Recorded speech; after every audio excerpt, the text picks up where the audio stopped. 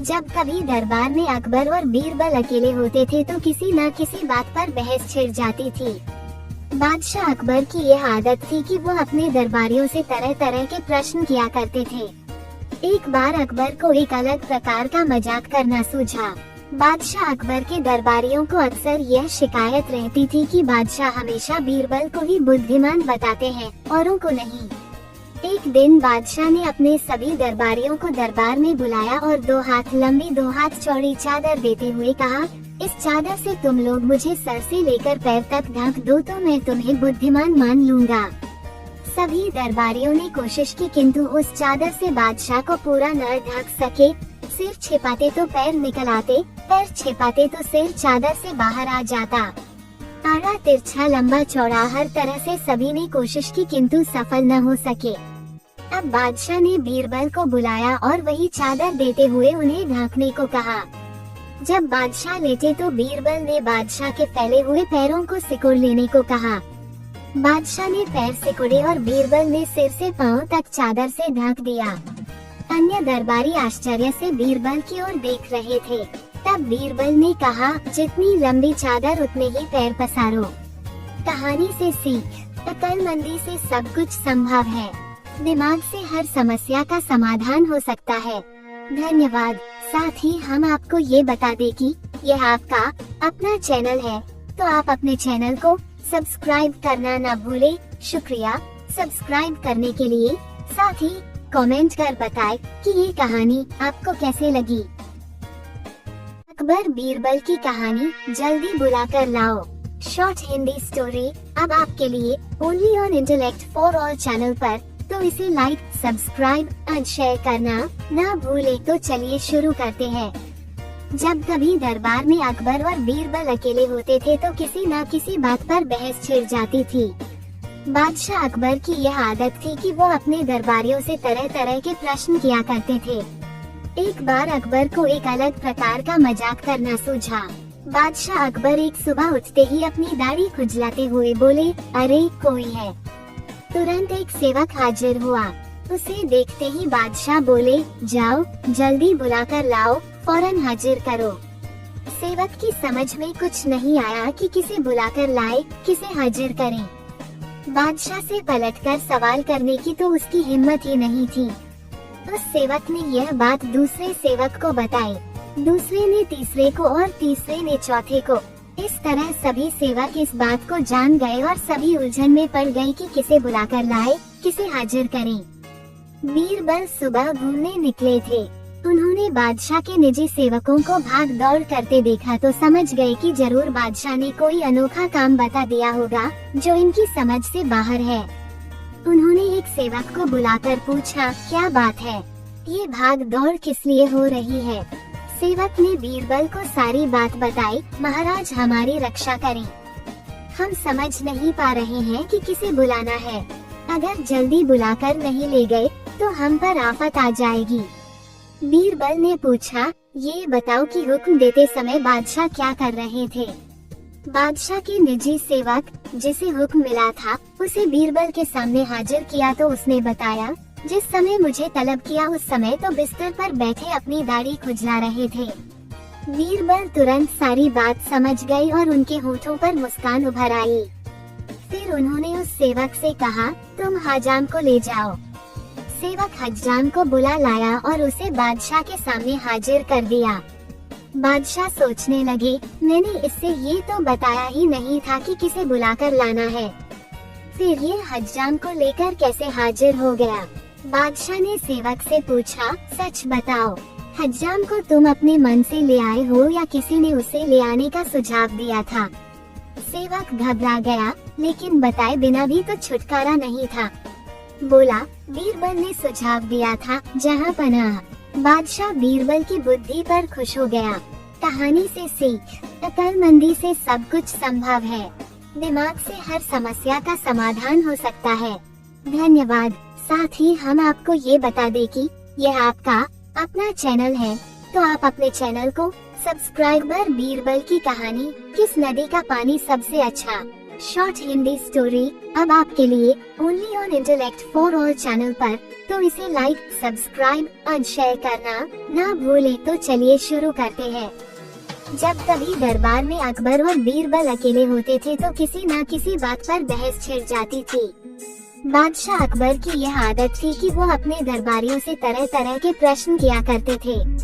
एक बार अकबर ने भरे दरबार में अपने दरबारियों से पूछा, बताओ किस नदी का पानी सबसे अच्छा है। सभी दरबारियों ने एकमत से उत्तर दिया, गंगा का पानी सबसे अच्छा होता है। लेकिन बादशाह के प्रश्न का उत्तर बीरबल ने नहीं दिया। उसे मौन देखकर बादशाह बोले, बीरबल तुम चुप क्यों हो। बीरबल बोले, बादशाह हुजूर पानी सबसे अच्छा यमुना नदी का होता है। बीरबल का यह उत्तर सुनकर बादशाह को बड़ी हैरानी हुई और बोले, तुमने ऐसा किस आधार पर कहा है जबकि तुम्हारे धर्म ग्रंथों में गंगा नदी के पानी को सबसे शुद्ध व पवित्र बताया गया है और तुम कह रहे हो कि यमुना नदी का पानी सबसे अच्छा होता है। बीरबल ने कहा, हुजूर मैं भला पानी की तुलना अमृत के साथ कैसे कर सकता हूँ। गंगा में बहने वाला पानी केवल पानी नहीं बल्कि अमृत है, इसलिए मैंने कहा था कि पानी यमुना का सबसे अच्छा है। बादशाह और सभी दरबारी निरुत्तर हो गए और उन्हें मानना पड़ा कि बीरबल सही कह रहे हैं। कहानी से सीख, अक्लमंदी से सब कुछ संभव है। दिमाग से हर समस्या का समाधान हो सकता है। धन्यवाद। खबर बीरबल की कहानी, किसकी दाढ़ी की आग। शॉर्ट हिंदी स्टोरी अब आपके लिए only on intellect for all channel पर। तो इसे लाइक, सब्सक्राइब और शेयर करना ना भूलें। तो चलिए शुरू करते हैं। जब कभी दरबार में अकबर और बीरबल अकेले होते थे तो किसी न किसी बात पर बहस छिड़ जाती थी। बादशाह अकबर की यह आदत थी कि वो अपने दरबारियों से तरह तरह के प्रश्न किया करते थे। एक दिन बादशाह ने दरबारियों से प्रश्न किया, अगर सबकी दादी में आग लग जाए जिसमें मैं भी शामिल हूँ तो पहले आप किसकी दादी की आग बुझाएंगे। हुजूर की दादी की। सभी सभासद एक साथ बोल पड़े। मगर बीरबल ने कहा, हुजूर सबसे पहले मैं अपनी दादी की आग बुझाऊंगा, फिर किसी और की दादी की ओर देखूंगा। बीरबल के उत्तर से बादशाह बहुत खुश हुए और बोले, मुझे खुश करने के उद्देश्य से आप सब लोग झूठ बोल रहे थे। सच बात तो यह है कि हर आदमी पहले अपने बारे में सोचता है। कहानी से सीख, अक्लमंदी से सब कुछ संभव है। दिमाग से हर समस्या का समाधान हो सकता है। धन्यवाद। अकबर बीरबल की कहानी, किसका नौकर कौन। शॉर्ट हिंदी स्टोरी अब आपके लिए only on intellect for all channel पर। तो इसे लाइक, सब्सक्राइब एंड शेयर करना ना भूलें। तो चलिए शुरू करते हैं। जब कभी दरबार में अकबर और बीरबल अकेले होते थे तो किसी न किसी बात पर बहस छिड़ जाती थी। एक दिन बादशाह अकबर बैंगन की सब्जी की खूब तारीफ कर रहे थे। बीरबल भी बादशाह की हाँ में हाँ मिला रहे थे। इतना ही नहीं, वो अपनी तरफ से भी 2-4 वाक्य बैंगन की तारीफ में कह देते थे। अचानक बादशाह अकबर के दिल में आया कि देखिए बीरबल अपनी बात को कहाँ तक निभाते हैं। ये सोचकर बादशाह बीरबल के सामने बैंगन की बुराई करने लगे। बीरबल भी उनकी हाँ में हाँ मिलाने लगे कि बैंगन खाने से शारीरिक बीमारियां हो जाती हैं इत्यादि। बीरबल की बात सुनकर बादशाह अकबर हैरान हो गए और बोले, बीरबल तुम्हारी इस बात का यकीन नहीं किया जा सकता। तभी तुम बैंगन की तारीफ करते हो और कभी बुराई करते हो।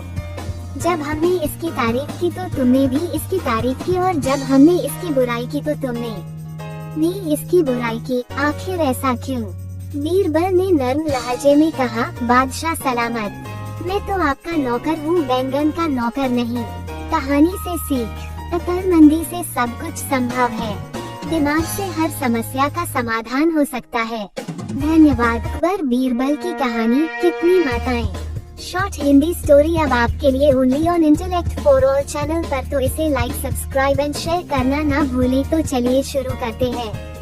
एक बार अकबर बीरबल हमेशा की तरह टहलने जा रहे थे। रास्ते में एक तुलसी का पौधा दिखा तो मंत्री बीरबल ने झुककर प्रणाम किया। अकबर ने पूछा, कौन है ये। बीरबल, ये मेरी माता है। अकबर ने तुलसी के झाड़ को उखाड़कर फेंक दिया और बोला, कितनी माता है तुम लोगों की। बीरबल को उसका जवाब देने की एक तरकीब सूझी। आगे एक भिक्षुपति खुजली वाला झाड़ मिला। बीरबल ने उसे दंडवत प्रणाम कर कहा, जय हो बाप मेरे। अकबर को गुस्सा आया और दोनों हाथों से झाड़ को उखाड़ने लगा। इतने में अकबर को भयंकर खुजली होने लगी तो अकबर बोला, बीरबल ये क्या हो गया? बीरबल ने कहा, आपने मेरी माँ को मारा इसलिए ये गुस्सा हो गए। अकबर जहाँ भी हाथ लगाता खुजली होने लगती तथा बोला कि बीरबल जल्दी ही कोई उपाय बताओ। बीरबल बोला, उपाय तो है लेकिन वो भी हमारी माँ है तथा उससे ही विनती करनी पड़ेगी। अकबर बोला, जल्दी करो। आगे गाय खड़ी थी। बीरबल ने कहा, गाय से विनती करो कि हे माता दवाई दो। गाय ने गोबर कर दिया और अकबर के शरीर पर उसका लेप करने से फौरन खुजली से राहत मिल गई। अकबर बोला, बीरबल अब क्या हम राजमहल में ऐसे ही जाएंगे? बीरबल ने कहा, नहीं बादशाह, हमारी एक और माँ है। सामने ही गंगा बह रही थी। आप बोलिए, हर हर गंगे, जय गंगा मैया की, और कूद जाए। नहाकर अपने आप को तरोताजा महसूस करते हुए अकबर ने बीरबल से कहा कि ये तुलसी माता, गौ माता, गंगा माता तो जगत माता है। इनको मानने वालों को ही हिंदू कहते हैं। कहानी से सीख, अक्लमंदी से सब कुछ संभव है। दिमाग से हर समस्या का समाधान हो सकता है। धन्यवाद। अकबर बीरबल की कहानी, कवि और धनवान आदमी। शॉर्ट हिंदी स्टोरी अब आपके लिए only on intellect for all channel पर, तो इसे लाइक, सब्सक्राइब एंड शेयर करना ना भूलें। तो चलिए शुरू करते हैं। एक दिन एक कवि किसी धनी आदमी से मिलने गया और उसे कई सुंदर कविताएं इस उम्मीद के साथ सुनाई कि शायद वह धनवान खुश होकर कुछ इनाम जरूर देगा। लेकिन वह धनवान भी महाकंजूस था। बोला, तुम्हारी कविताएं सुनकर दिल खुश हो गया। तुम कल फिर आना, मैं तुम्हें खुश कर दूंगा। कल शायद अच्छा इनाम मिलेगा। ऐसी कल्पना करता हुआ वह कवि घर पहुंचा और सो गया। अगले दिन वह फिर उस धनवान की हवेली में जा पहुंचा। धनवान बोला, सुनो कवि महाशय, जैसे तुमने मुझे अपनी कविताएं सुनाकर खुश किया था, उसी तरह मैं भी तुमको बुलाकर खुश हूँ। तुमने मुझे कल कुछ भी नहीं दिया, इसलिए मैं भी कुछ नहीं दे रहा। हिसाब बराबर हो गया। कवि बेहद निराश हो गया। उसने अपनी आप बीती एक मित्र को कह सुनाई और उस मित्र ने बीरबल को बता दिया। सुनकर बीरबल बोला, अब जैसा मैं कहता हूँ वैसा करो। तुम उस धनवान से मित्रता करके उसे खाने पर अपने घर बुलाओ। हाँ, अपने कवि मित्र को भी बुलाना मत भूलना। मैं तो खैर वहाँ मौजूद रहूँगा ही। कुछ दिनों बाद बीरबल की योजनानुसार कवि के मित्र के घर दोपहर को भोज का कार्यक्रम तय हो गया। नियत समय पर वह धनवान भी आ पहुंचा। उस समय बीरबल, कवि और कुछ अन्य मित्र बातचीत में मशगूल थे। समय गुजरता जा रहा था लेकिन खाने पीने का कहीं कोई नामो निशान न था। वे लोग पहले की तरह बातचीत में व्यस्त थे। धनवान की बेचैनी बढ़ती जा रही थी। जब उससे रहा न गया तो बोली पड़ा, भोजन का समय तो कब का हो चुका। क्या हम यहाँ खाने पर नहीं आए हैं? खाना? कैसा खाना? बीरबल ने पूछा।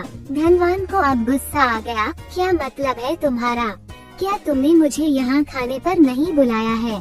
खाने का कोई निमंत्रण नहीं था। ये तो आपको खुश करने के लिए खाने पर आने को कहा गया था। जवाब बीरबल ने दिया। धनवान का पारा 7वें आसमान पर चढ़ गया। क्रोधित स्वर में बोला, ये सब क्या है? इस तरह किसी इज्जतदार आदमी को बेइज्जत करना ठीक है क्या? तुमने मुझसे धोखा किया है। अब बीरबल हंसता हुआ बोला, यदि मैं कहूँ कि इसमें कुछ भी गलत नहीं तो तुमने इस कवि से यही कहकर धोखा किया था ना कि कल आना, सो मैंने भी कुछ ऐसा ही किया। तुम जैसे लोगों के साथ ऐसा ही व्यवहार होना चाहिए। धनवान को अब अपनी गलती का आभास हुआ और उसने कवि को अच्छा इनाम देकर वहाँ से विदा ली। वहाँ मौजूद सभी बीरबल को प्रशंसा भरी नजरों से देखने लगे। कहानी से सीख, अक्लमंदी से सब कुछ संभव है। दिमाग से हर समस्या का समाधान हो सकता है। धन्यवाद। अकबर बीरबल की कहानी कल, आज और कल। शॉर्ट हिंदी स्टोरी अब आपके लिए only on intellect for all channel पर, तो इसे लाइक, सब्सक्राइब एंड शेयर करना ना भूलें। तो चलिए शुरू करते हैं। एक दिन बादशाह अकबर ने ऐलान किया कि जो भी मेरे सवालों का सही जवाब देगा उसे भारी इनाम दिया जाएगा। सवाल कुछ इस प्रकार से थे। ऐसा क्या है जो आज भी है और कल भी रहेगा? ऐसा क्या है जो आज भी नहीं है और कल भी नहीं होगा? ऐसा क्या है जो आज तो है लेकिन कल नहीं होगा? इन तीनों सवालों के उदाहरण भी देने थे।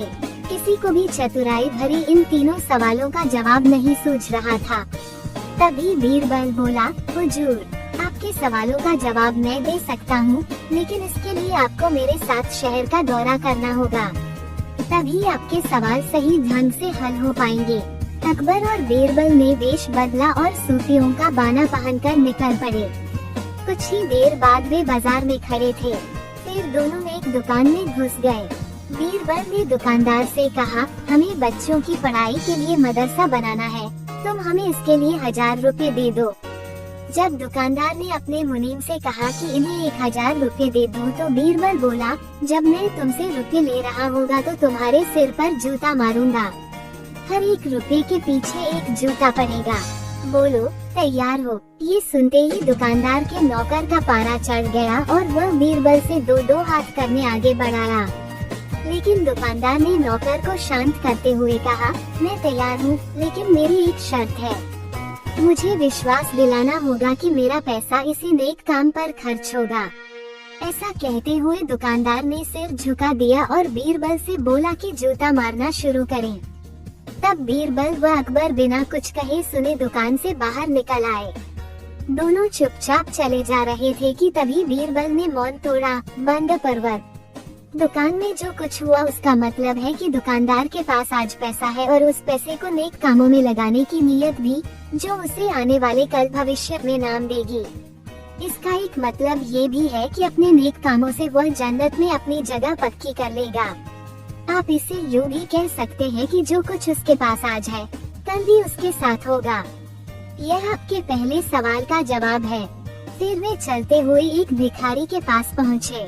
उन्होंने देखा कि एक आदमी उसे कुछ खाने को दे रहा है और वो खाने का सामान उस भिखारी की जरूरत से कहीं ज्यादा है।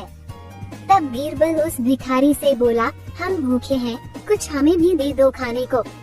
ये सुनकर भिखारी बरस पड़ा, भागो यहाँ से, जाने कहाँ से आ जाते हैं मांगने। तब बीरबल बादशाह से बोला, ये रहा हुजूर आपके दूसरे सवाल का जवाब। ये भिखारी ईश्वर को खुश करना नहीं जानता। इसका मतलब यह है कि जो कुछ इसके पास आज है, वो कल नहीं होगा। दोनों फिर आगे बढ़ गए। उन्होंने देखा कि एक तपस्वी पेड़ के नीचे तपस्या कर रहा है। बीरबल ने पास जाकर उसके सामने कुछ पैसे रखे। तब वो तपस्वी बोला, इसे हटाओ यहाँ से, मेरे लिए यह बेईमानी से पाया गया पैसा है, ऐसा पैसा मुझे नहीं चाहिए। अब बीरबल बोला, हुजूर, इसका मतलब ये हुआ कि अभी तो नहीं है, लेकिन बाद में हो सकता है। आज ये तपस्वी सभी सुखों को नकार रहा है, लेकिन कल यही सब सुख इसके पास होंगे। और हुजूर, चौथी मिसाल आप खुद हैं। पिछले जन्म में आपने शुभ कर्म किए थे, जो ये जीवन आप शानो शौकत के साथ बिता रहे हैं, किसी चीज की कोई कमी नहीं। यदि आपने इसी तरह ईमानदारी और न्यायप्रियता से राज करना जारी रखा तो कोई कारण नहीं कि यह सब कुछ कल भी आपके पास न हो। लेकिन यह न भूलें कि यदि आप राह भटक गए तो कुछ साथ नहीं रहेगा। अपने सवालों के बुद्धिमत्तापूर्ण चतुराई भरे जवाब सुनकर बादशाह अकबर बेहद खुश हुए। कहानी से सीख, अक्लमंदी से सब कुछ संभव है। दिमाग से हर समस्या का समाधान हो सकता है। धन्यवाद। सबर बीरबल की कहानी, ईश्वर अच्छा ही करता है। शॉर्ट हिंदी स्टोरी अब आपके लिए only on intellect for all channel पर, तो इसे लाइक, सब्सक्राइब एंड शेयर करना ना भूले। तो चलिए शुरू करते हैं। बीरबल एक ईमानदार तथा धर्मप्रिय व्यक्ति था। वो प्रतिदिन ईश्वर की आराधना बिना नागा किया करता था। इससे उसे नैतिक व मानसिक बल प्राप्त होता था। वो अक्सर कहा करता था कि ईश्वर जो कुछ भी करता है मनुष्य के भले के लिए ही करता है। कभी कभी हमें ऐसा लगता है कि ईश्वर हम पर कृपा दृष्टि नहीं रखता, लेकिन ऐसा होता नहीं। कभी कभी तो उसके वरदान को भी लोग शाप समझने की भूल कर बैठते हैं। वो हमको थोड़ी पीड़ा इसलिए देता है ताकि बड़ी पीड़ा से बच सकें। एक दरबारी को बीरबल की ऐसी बातें पसंद न आती थी। एक दिन वही दरबारी दरबार में बीरबल को संबोधित करता हुआ बोला, देखो ईश्वर ने मेरे साथ क्या किया। कल शाम को जब मैं जानवरों के लिए चारा काट रहा था तो अचानक मेरी छोटी उंगली कट गई। क्या अब भी तुम यही कहोगे कि ईश्वर ने मेरे लिए यह अच्छा किया है? कुछ कुछ देर चुप रहने के बाद बोला बीरबल, मेरा अब भी यही विश्वास है क्योंकि ईश्वर जो कुछ भी करता है मनुष्य के भले के लिए ही करता है। सुनकर वह दरबारी नाराज हो गया कि मेरी तो उंगली कट गई और बीरबल को इसमें भी अच्छाई नजर आ रही है। मेरी पीड़ा तो जैसे कुछ भी नहीं। कुछ अन्य दरबारियों ने भी उसके सुर में सुर मिलाया। तभी बीच में हस्तक्षेप करते हुए बादशाह अकबर बोले, बीरबल हम भी अल्लाह पर भरोसा रखते हैं, लेकिन यहाँ तुम्हारी बात से सहमत नहीं। इस दरबारी के मामले में ऐसी कोई बात नहीं दिखाई देती जिसके लिए उसकी तारीफ की जाए। बीरबल मुस्कुराता हुआ बोला, ठीक है जहाँ पनाह, समय ही बताएगा। अब 3 महीने बीत चुके थे। वह दरबारी जिसकी उंगली कट गई थी घने जंगल में शिकार खेलने निकला हुआ था। एक हिरन का पीछा करते वह भटककर आदिवासियों के हाथों में जा पड़ा। वे आदिवासी अपने देवता को प्रसन्न करने के लिए मानव बलि में विश्वास रखते थे, अतः वे उस दरबारी को पकड़कर मंदिर में ले गए बलि चढ़ाने के लिए। लेकिन जब पुजारी ने उसके शरीर का निरीक्षण किया तो हाथ की एक उंगली कम पाई। नहीं, इस आदमी की बलि नहीं दी जा सकती। मंदिर का पुजारी बोला, यदि 9 उंगलियों वाले इस आदमी को बलि चढ़ा दिया गया तो हमारे देवता बजाय प्रसन्न होने के क्रोधित हो जाएंगे। अधूरी बलि उन्हें पसंद नहीं। हमें महामारियों, बाढ़ या सूखे का प्रकोप झेलना पड़ सकता है, इसलिए इसे छोड़ देना ही ठीक होगा। और उस दरबारी को मुक्त कर दिया गया। अगले दिन वह दरबारी दरबार में बीरबल के पास आकर रोने लगा। तभी बादशाह भी दरबार में आ पहुँचे और उस दरबारी को बीरबल के सामने रोता देखकर हैरान रह गए। तुम्हें क्या हुआ, रो क्यों रहे हो? अकबर ने सवाल किया। जवाब में उस दरबारी ने अपनी आपबीती विस्तार से कह सुनाई। वह बोला, अब मुझे विश्वास हो गया है कि ईश्वर जो कुछ भी करता है मनुष्य के भले के लिए ही करता है। यदि मेरी उंगली न कटी होती तो निश्चित ही आदिवासी मेरी बलि चढ़ा देते। इसलिए मैं रो रहा हूँ, लेकिन ये आंसू खुशी के हैं। मैं खुश हूँ क्योंकि मैं जिंदा हूँ। बीरबल की ईश्वर पर विश्वास को संदेह की दृष्टि से देखना मेरी भूल थी। अकबर ने मंद मंद मुस्कुराते हुए दरबारियों की ओर देखा जो सिर झुकाए चुपचाप खड़े थे। अकबर को गर्व महसूस हो रहा था कि बीरबल जैसा बुद्धिमान उसके दरबारियों में से एक है। कहानी से सीख, अक्लमंदी से सब कुछ संभव है। दिमाग से हर समस्या का समाधान हो सकता है। धन्यवाद। आदमी एक खूबियाँ 3, अकबर बीरबल की कहानी। शॉर्ट हिंदी स्टोरी अब आपके लिए only on intellect for all channel पर, तो इसे लाइक, सब्सक्राइब एंड शेयर करना ना भूले। तो चलिए शुरू करते हैं। एक बार अकबर और बीरबल बागीचे में बैठे थे। अचानक अकबर ने बीरबल से पूछा कि क्या तुम किसी ऐसे इंसान को खोज सकते हो जिसमें अलग अलग बोली बोलने की खूबी हो? बीरबल ने कहा, क्यों नहीं, मैं एक आदमी जानता हूँ जो तोते की बोली बोलता है, शेर की बोली बोलता है और गधे की बोली भी बोलता है। अकबर इस बात को सुनकर हैरत में पड़ गए। उन्होंने बीरबल को कहा कि अगले दिन उस आदमी को पेश किया जाए। बीरबल उस आदमी को अगले दिन सुबह दरबार में ले गए और उसे एक छोटी बोतल शराब पिला दी। अब हल्के नशे की हालत में शराबी अकबर बादशाह के आगे खड़ा था। वह जानता था कि दारू पीकर आया जानकर बादशाह सजा देगा, इसलिए वह गिड़गिड़ाने लगा और बादशाह की खुशामद करने लगा। तब बीरबल बोले कि हुजूर, ये जो सजा के डर से बोल रहा है वो तोते की भाषा है। उसके बाद बीरबल ने उस आदमी को एक और शराब की बोतल पिला दी। अब वो आदमी पूरी तरह नशे में था। वो अकबर बादशाह के सामने सीना तान कर खड़ा हो गया। उसने कहा कि आप नगर के बादशाह हैं तो क्या हुआ, मैं भी अपने घर का बादशाह हूँ। मैं यहाँ किसी से नहीं डरता हूँ। बीरबल बोले कि हुजूर, अब शराब के नशे में निडर होकर ये जो बोल रहा है ये शेर की भाषा है। अब फिर से बीरबल ने उस आदमी का मुंह पकड़कर एक और बोतल उसके गले से उतार दी। इस बार वह आदमी लड़खड़ाते गिरते पड़ते हुए जमीन पर लेट गया और हाथ पांव हवा में भांजते हुए मुंह से उलझुल आवाजें निकालने लगा। अब बीरबल बोले कि हुजूर, अब यह जो बोल रहा है वह गधे की भाषा है। अकबर एक बार फिर बीरबल की हाजिर जवाबी से प्रसन्न हुए और यह मनोरंजक उदाहरण पेश करने के लिए उन्होंने बीरबल को इनाम दिया। कहानी से सीख, अक्लमंदी से सब कुछ संभव है।